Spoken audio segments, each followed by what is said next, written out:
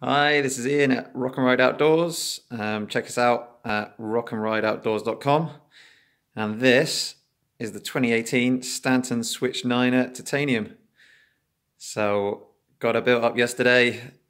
Gonna go and take her out in the snow very shortly for the first ride. But let's take a quick look at the bike.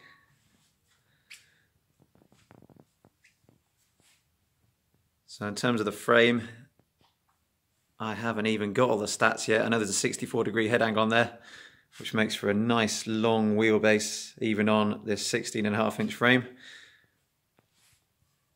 Lovely short chainstays there. And as is the way, a fairly steep seat angle. It just looks like a hell of a lot of fun. Just talk you through the spec, what I'll be riding this year.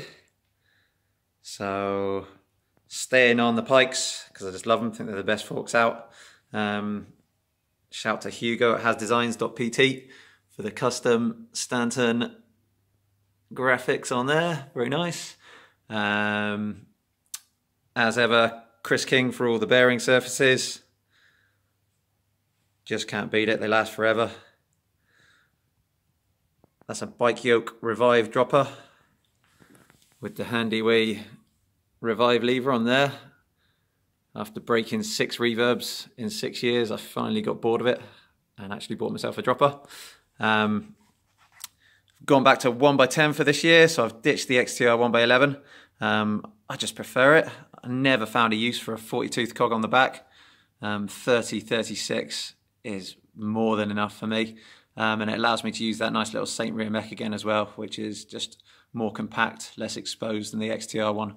And these cranks are bomb-proof, best cranks that Shimano have ever made in my opinion.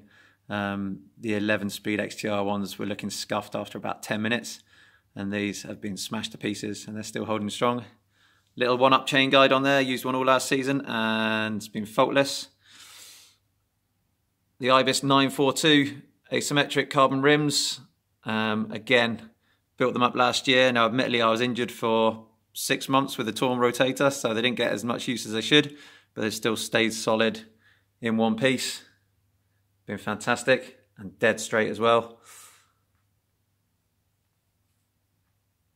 And just take a look at some of the detailing on the frame.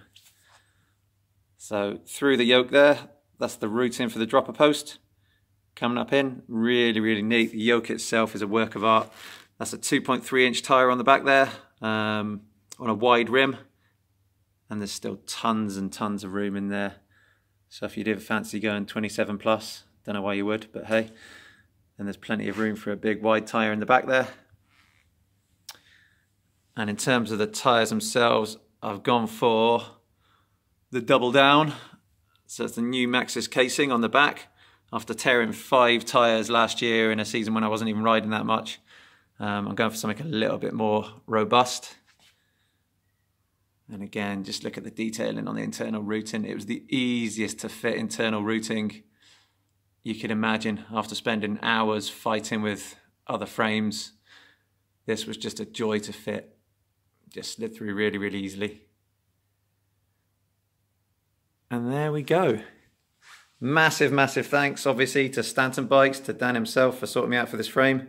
We first discussed this frame over a year ago now, and I've been waiting ever since. I'm really excited to ride it. So we're going to get out in the snow this afternoon and see how she is. Cheers.